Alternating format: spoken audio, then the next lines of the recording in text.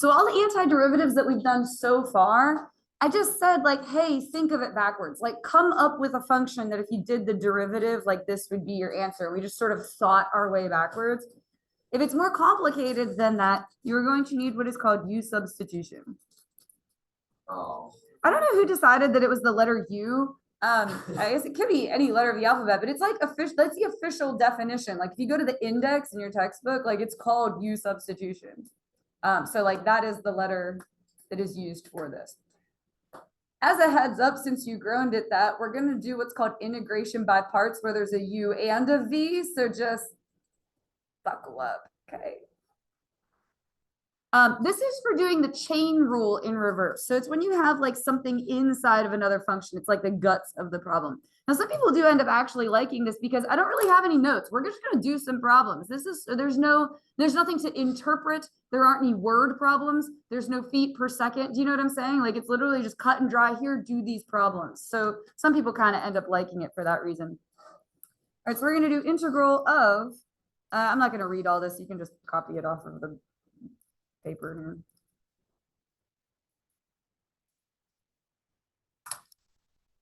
So like I said, U substitution is for when you look at that and go, oh, I can't just write the answer. Because I get asked that a lot. Like, how do I know when I need a U substitution? If you look at it and you can't just say what the answer is, you need U substitution. The only tricky part is really deciding what U equals. And once you have that, you're good. And here's the cool thing. If you pick the wrong thing, it simply won't work. And you'll just be like, oh, I need to pick something else. Like it literally just won't work. And as long as you're persistent and you keep trying, you'll eventually get the wrong answer. Like you almost can't do it wrong because the problem just won't work out. So what you want to make U equal is like the guts of the problem, like the part that's inside the function. Or the thing with the highest power, because we're going to take the derivative of it and then that'll go down. Or when in doubt, you want to pick the denominator. If like nothing else works, you want to pick the denominator. But when you look at this, what do we maybe want to try to let U equal? Yeah, like this whole, like the insides, like all of this is the part that's inside the E function. So we're going to let U equal all of that. And then you're going to take the derivative of that. It's du dx, but we multiply the dx to the other side. So it's going to be du equals, we're going to do the derivative and then slap a dx at the end. Okay. So what is our derivative of this? 4x plus 4 dx. That in some capacity has to show up in the problem. It has to match exactly. If it doesn't, you have done goof. Now you can adjust a coefficient, like you can scale it, but you can't change variables. So you want to look for this 4x plus 4 somewhere else in the problem. And it's kind of right here. What do we need to do to it, though? Yeah, multiply by 1/4. I couldn't hear if you said 1/4 or 4. But if you multiply by a 4th, like divide by 4, what are you going to get?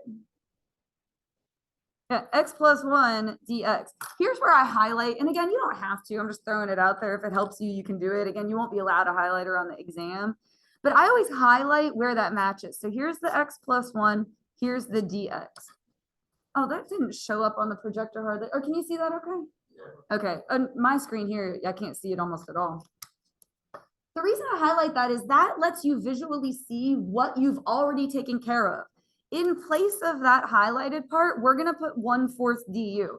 Now you want to put the 1/4 out front, like that coefficient, you kind of evict it from the problem. Du goes at the end. What you didn't highlight is still there. What you didn't highlight is still there. So what is still there? All that stuff is now U. So it's e to the u. Here's the whole point of a U substitution is you took something that looked really complicated and you made it look a whole lot simpler. So simple, in fact, that what oftentimes happens with these is people forget to do the antiderivative. They're like, because it feels like you did the problem already. Do you get what I'm saying? Don't forget to actually take the antiderivative. It's the only step that's calculus. All right. Now this one's going to look like we didn't do anything because what's the antiderivative of e to the u?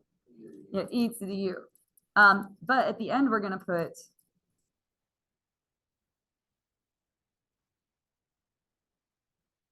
plus e.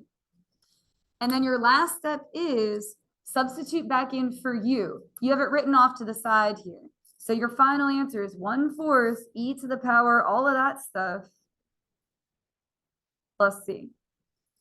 I know I need a plus c because there are not boundaries. Do you remember what kind of integral this is called? What do we call it when there's not boundaries? It's indefinite. Good. When it's definite, you get an actual numeric answer. We're just literally going to try that a whole bunch more times. That is essentially it. All right.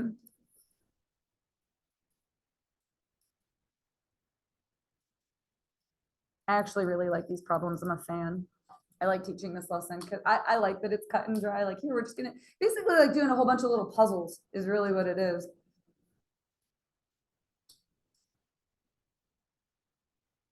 So what would you let u equal for this one? X cubed plus 1. And that's really like the biggest battle. Once you decide that, the rest of it sort of just goes. What's the derivative of that? 3x squared.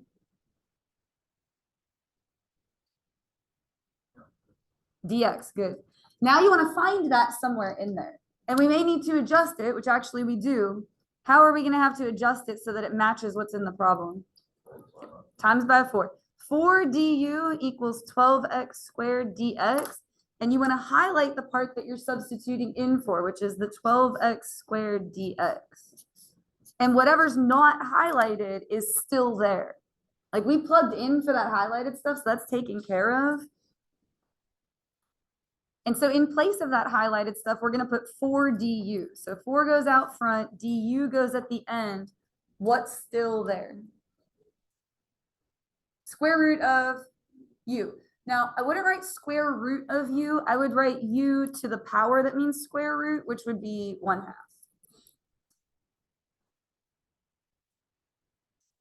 This is going to be fun with fractions a little bit. Don't forget to do the antiderivative. I won't lie. That's like the step that most people skip, and it's the only part that's calculus. So please don't skip that part. You have to add 1 to the power. Now, you can't write 1 and a half. It would be good, 3/2. And so out front, 2/3. And then the 4 is kind of just there. We'll handle that in the next step. You don't have to do everything at once. And then put a plus c at the end. So we added 1, that's 3/2. We put the reciprocal out front, 2/3. 4 is just kind of like, hey, I'm still here, plus c at the end. So now let's like deal with this. 4 times 2 would be 8. So this is 8/3. I want to put this back in for you. But the rule of thumb is you want to write your answer in the same way the problem was written. So if this one was written with a square root, we need to write our answer with a square root. You present your answer in the same manner as the problem was given. But since instead of 1/2, it's 3/2, this takes care of the halves. That's the square root is the halves, but it's u to the 3rd. So it's going to be all this stuff to the 3rd. Yeah, cubed, exactly. And you can put the cubed inside of there, or you can put it like on the outside of the root. It doesn't really matter as long as it gets cubed in some way, and then plus c.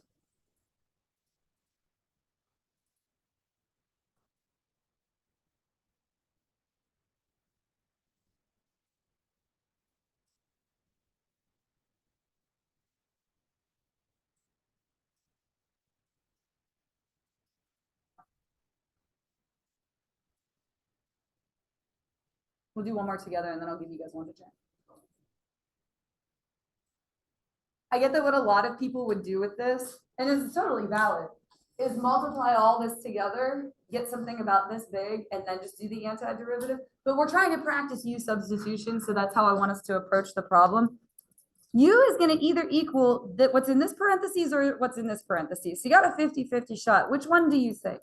The one on the left. Good. You want to pick the highest power because you're going to do a derivative, and then that's going to go down a degree. And then you want to start trying to look for that in the problem. All right, so we're going to let u equal this first one. Du would be what? Yep, 6x to the 5th plus 4x d. Perfect. This is more like about staying organized and making sure all your notation is good. Then we got to find that, and it is right here, but we have to adjust it. Divide by 2. So out front, I'm going to put a 1/2. And this will be 3x to the 5th plus 2x dx. And now it matches exactly. it is going to match. Otherwise, it would be an undoable problem, which you're not going to be given. So I really like these problems because if you just are willing to not give up, you will eventually get the right answer. Because they're very like user friendly, like it's going to have to work out. So in place of the highlighted stuff, we're going to put 1/2 du, 1/2 goes out front, du goes at the end. What you didn't highlight is still there. So what's still there? X to the 6 plus 2x, which is just u. If you're like, hey, wait, it looks really like uncomplicated. Good, that was kind of the whole point. Don't forget to do the antiderivative because that's what happens is people feel, and I get why this happens. It feels like you already did the problem, but you didn't do the calculus. What's the antiderivative for just u? 1/2 u squared, but then there's this other 1/2 out front, so just keep that. And then plus c. You can always clean that up in the next step. Don't try and do everything at once. Like do the antiderivative. If there was a coefficient, just bring it down to the next line. Because we'll fix it here. 1/2 times 1/2, be 1/4, and then u squared, just plug this stuff back in for u. Plus c.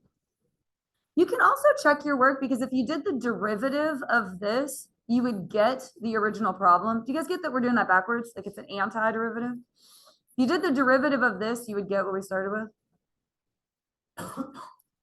Okay, cool. I'm going to give you guys one to try. Yay. This is like a drill and practice thing.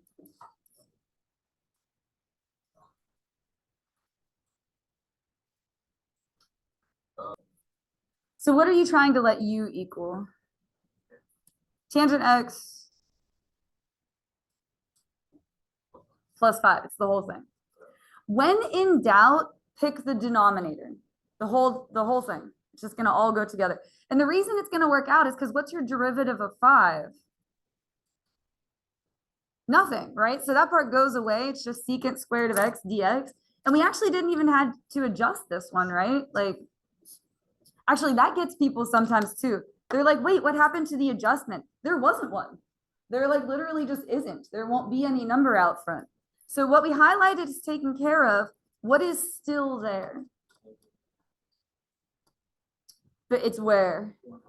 Good, 1/u. The reason why when in doubt you pick the denominator is you end up with this, and then what's the antiderivative?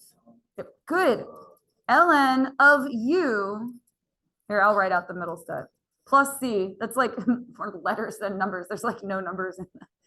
All right, so it's ln of tangent of x plus 5 plus c. Yeah, put the absolute value in there. Again, the reason for those is you can't ln a negative number. So we put those in there to keep it positive.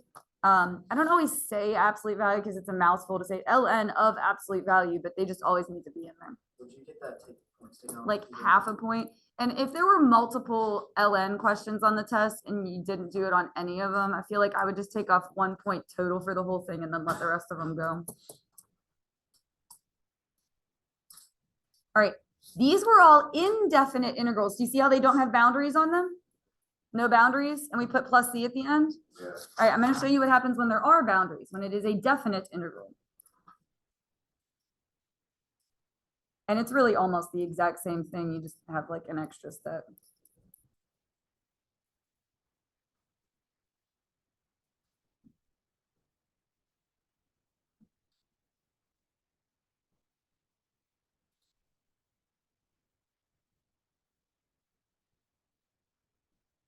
So what would you want to try and let u equal? It's either the guts of the problem or like the thing with the highest power. So what would you want to let it be? Yep, the inside part right here. Good. 2x squared plus 2. And again, if you pick the wrong thing, just go back and try something else. Like it's going to have to work out. So this derivative would be what? 4x dx, which, oh my gosh, we don't even have to adjust because it's right here. See that? So we don't even have to do an adjustment. There's going to be no coefficient out front. It's just ready-made. It's like set up for us.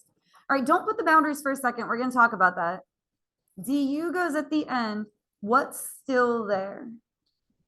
Squared. Good, u squared.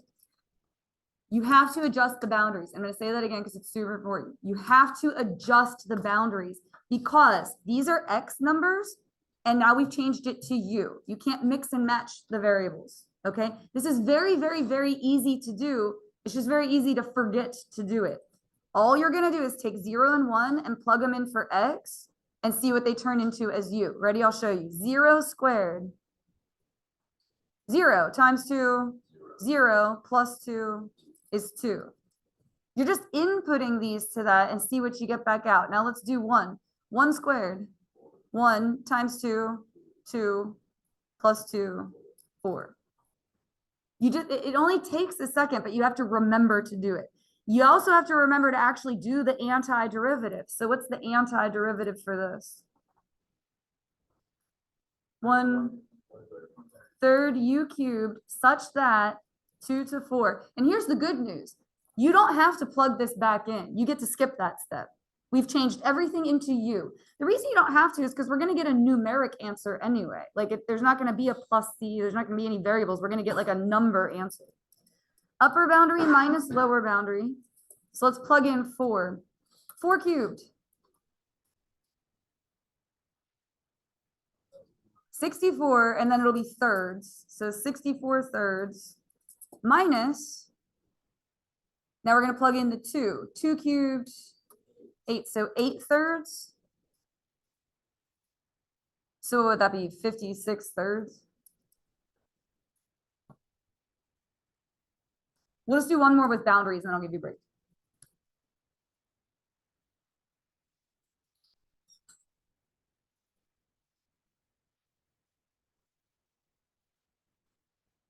So you have to remember to adjust the boundaries, but then you get to skip the step where you plug back in for u. You don't have to do that step because you're just going to plug in and get a value anyway.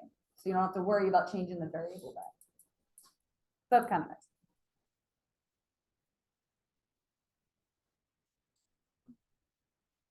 So what do we want to let u equal?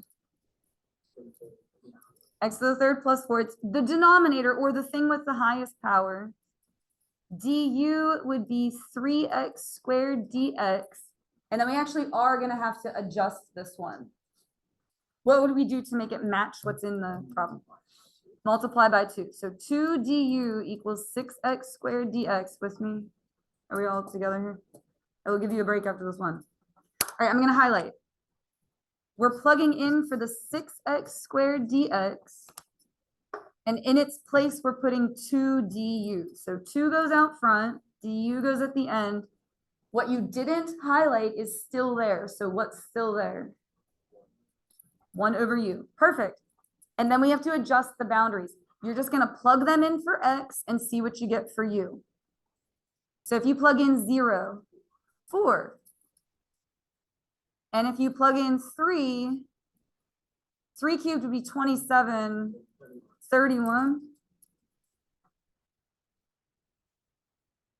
Don't forget to do the antiderivative. That is the most commonly missed step, and it's the only thing that's calculus. Up till here, well, I guess we did do some calculus over here. We took a derivative, but this is really just a bunch of substitution. 2, and then our antiderivative, ln of u, absolute value, such that 4 to 31. And it is just going to be upper boundary minus lower boundary. So if you plug in 31, absolute value of 31, 31. So it's 2 ln of 31 minus 2 ln of 4, which without a calculator, you cannot do anything to. The only ln you need to know without a calculator is ln of 1, which is 0. That's the only one you need to know without a calculator. Okay, so the last thing we're going to look at, and the only reason I did grab a different piece of paper because I always write too big, are the trig ones. So we're on, I'm going to call this example 7, use this as kind of a lead-in for this. We're going to do antiderivative for tangent. So the reason that this ends up needing a u substitution is you can't just state the answer. Like, hey, give me a function where the derivative is tangent. Like, think about it for a second. There's not one. Do you know what I'm saying? Like the answer is tangent. What's the question? Instead, we're going to need to rewrite this. Do you remember, and I know pre-calc was an adventure for you guys, so I'll tell you if nobody does, but how can we rewrite tangent? Like there's something else that you can rewrite tangent as. Good, perfect. Okay, beautiful. Sine over cosine.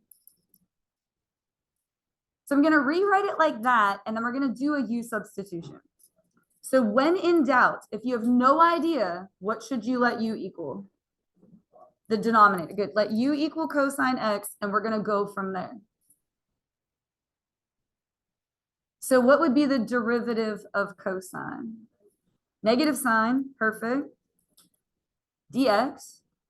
And then you have to make it match the problem. So it almost does just the negative. So we're just going to move the negative to the other side is basically all that happened there. We divided, multiplied, however you want to think of it, both sides by a negative. You just erase the negative and move it to the other side too. And so we're going to highlight, if you want to highlight, our sine of x dx. So that's what we're substituting for. And in its place, we're going to put -1 du. So again, I always put that coefficient out front, just sort of like evict it from the problem. And then du goes at the end. And whatever you didn't highlight is still there. So what's still there? But where is it? So it is 1 over u. Good. And so that antiderivative is going to be negative ln of u, absolute value, plus c, and then you would just put the cosine x back in.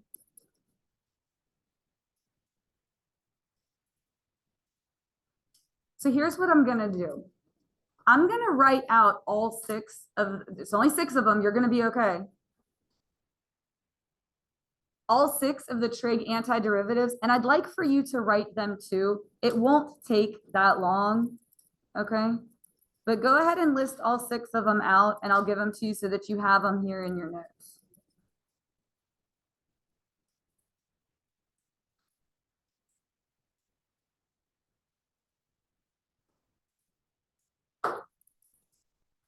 Do you remember when I passed out the textbook at the beginning of the year and I said, if nothing else, you know what this is good for? You know, if you open that front cover, they're all right there. So these are in there, plus a whole lot of other ones that you don't need. But I think it's good to write them down just once. They've done studies on that. When you write stuff down, you remember it better. Because I don't know, like your writing and your thoughts are like connected here. So I don't know. That's my pep talk. Anyway, write them down just once. It won't hurt you at all. I promise. Haven't lost a student yet.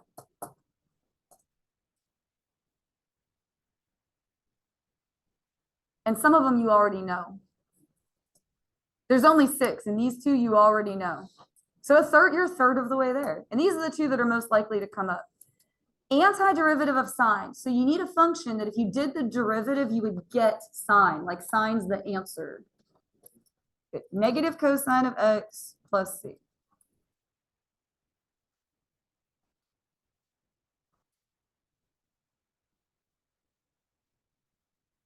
And then same thing with cosine. You need a function that if you did the derivative, you would get cosine. So good, sine of x plus c. Tangent we just did. It's this. Negative ln cosine x plus c. So here's your choice. You can either just memorize that, which is what a lot of people do, or this is what I do. I think of it as sine over cosine, and you can always go through a u substitution.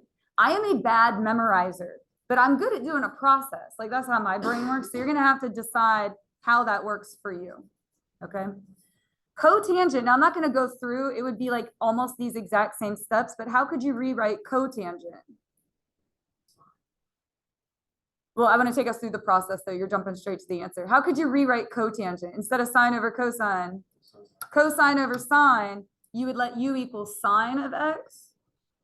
Derivative of sine is just cosine. So this one actually ends up being positive. So it's ln sine of x plus c. And again, that's because derivative of sine is positive cosine. You can flat out memorize it, or you can do a u substitution. So these 2 you can get your hands on. I will be perfectly honest with you. I don't actually know the proof for this is a proof, by the way. Like I proved to you that this is like what that answer is. I don't actually know these ones. You're welcome to look them up in your textbook or Google them. I just remember them. Who's secant's buddy? Who does secant go with in the derivative and antiderivative thing? Tangent. This one is ln secant plus tangent plus c. I just remember secant and tangent are buddies. You slap an ln in front and a plus sign, you're good to go. That's how I remember that one. Like, to be really honest, that's how I remember it. Cosecant, who is cosecant's buddy? Cotangent, it's going to be the same format, but this one will be negative. So it's negative ln cosecant plus cotangent, and then plus c. So the ball's in your court. I'm just letting you know that's what they are. You can memorize them or not. I usually pick one to throw on the test, so take with that what you will. We're just going to practice one of this. This will be the last one. Yay. Well, I need to do like at least one to show you like how it works. I can't just throw those at you and be like, well, see you later. Figuring out how many examples to do is always a hard thing. I don't want to do so much that you're like being tortured, but I need to do enough so that you practice it, you know? There's like a happy medium there. All right, what would we let u equal? 5x squared. It's like the guts of the problem because essentially you're doing a chain rule backwards. So what is that derivative? 10x dx. Now you have to go find that somewhere. You have the x dx. That has to be there or it's an undoable problem. I don't have a 10 though, so what are we going to put? Yeah, 1/10.